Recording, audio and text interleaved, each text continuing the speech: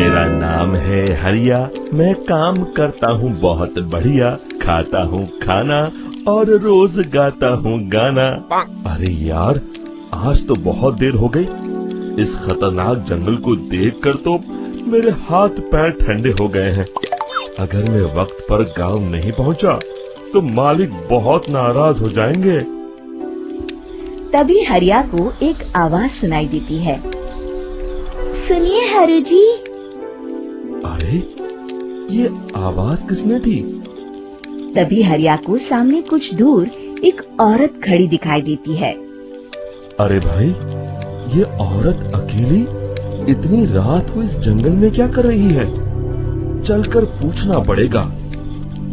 फिर हरिया अपनी बैलगाड़ी उस औरत के सामने लाकर रोक देता है और उससे पूछता है। अरे सुनिए, आप इतनी रात को इस खतरनाक जंगल में अकेली क्या कर रही हैं? तभी वो औरत मीठी आवाज में कहती है। अरे हरु जी, आप आ गए। मैं कब से आपका इंतजार कर रही थी। वैसे तो यहाँ से काफी लोग गुजर चुके हैं, लेकिन मैं खास आपका इंतजार कर रही थी। अच्छा, तुम सच कह रही हो? मुझे तो यकीन नहीं हो रहा है। वो क्या है ना, आज तक किसी ने मुझसे इतने प्यार से बात नहीं की। हाँ हरु जी, मैं सच कह रही हूँ। अब देर मत करिए और जल्दी से मुझे मेरे घर तक छोड़ दीजिए। हाँ, कौन सी बड़ी बात है, अभी छोड़ देता हूँ। आप मेरे पीछे बैलगाड़ी में बैठ जाइए और मुझे रास्ता बताते चलिए। फिर वो औरत हरिया की बैलगाड़ी में बैठ जाती है और हरिया बैलगाड़ी हाँकता हुआ आगे चल पड़ता है। फिर उस औरत के बताए हुए रास्ते पर चलते चलते हरिया बैलगाड़ी लेकर एक काली गुफा के आगे आकर रुक जाता है। हरिया उस औरत से पूछता है। हाँ देवी जी, आपका घर कहाँ है? यहाँ तो एक गुफा के अलावा और कुछ नहीं है। तभी अचानक वो औरत हवा में उड़ने लगती है।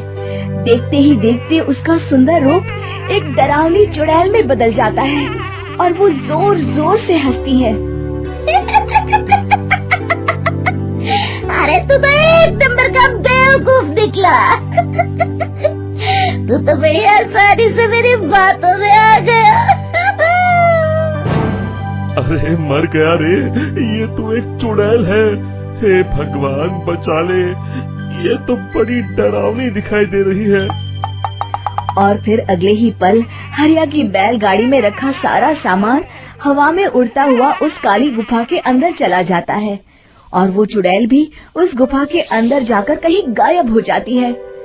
हरिया ये नजारा देख बुरी तरह घबरा और परेशान हो जाता है। अरे, ये चुड़ैल तो मेरा सारा सामान लेकर गुफा में गायब हो गई। अब क्या होगा? अगर मैं गांव खाली हाथ गया तो मालिक मेरी अच्छी खबर लेंगे। मेरी इस बात का कोई यकीन भी नहीं करेगा। फिर आखिर वही हुआ।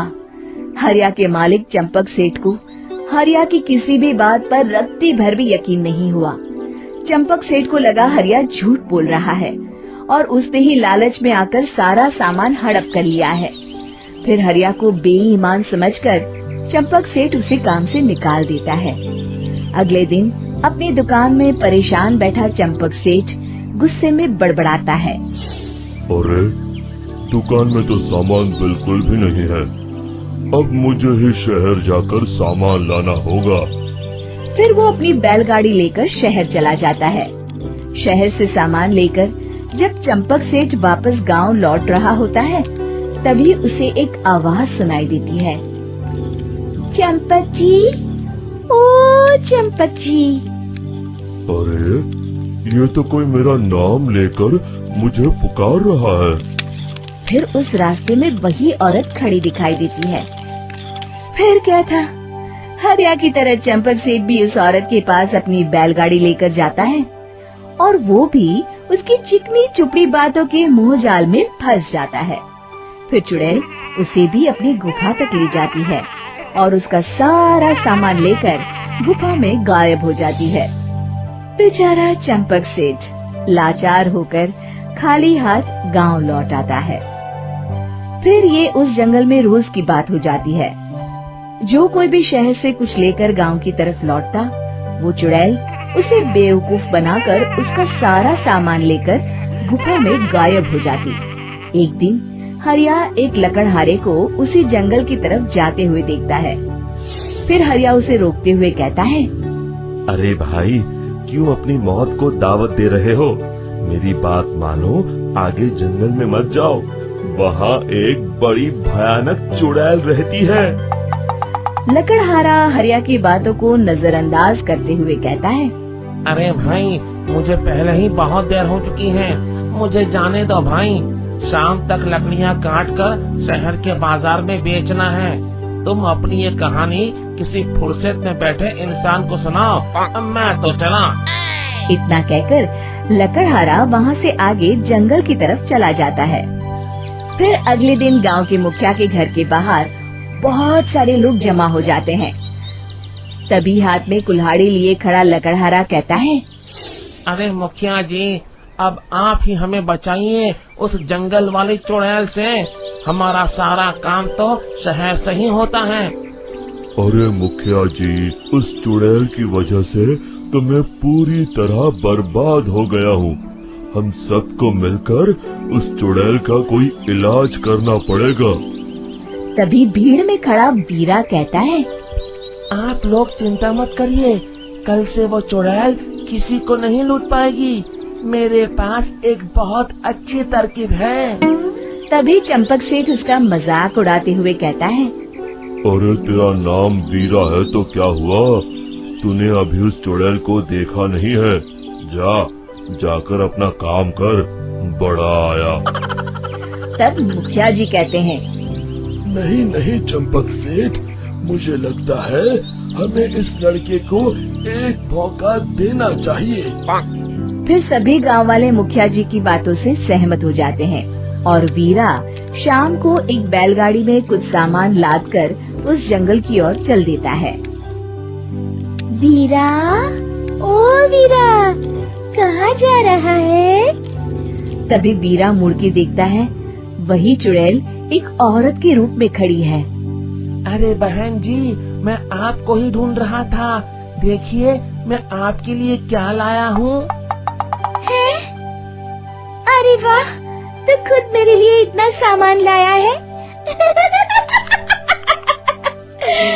तू ही अकेला गांव में समझदार है।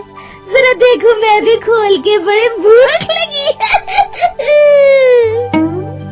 जैसे ही चुड़ैल उस सामान पर से कपड़ा हटाती है, एक भगवान शिव की तेज रोशनी उसके अंदर मूर्ति से निकलती है और चुड़ैल अपने असली रूप में आकर जलने लगती है।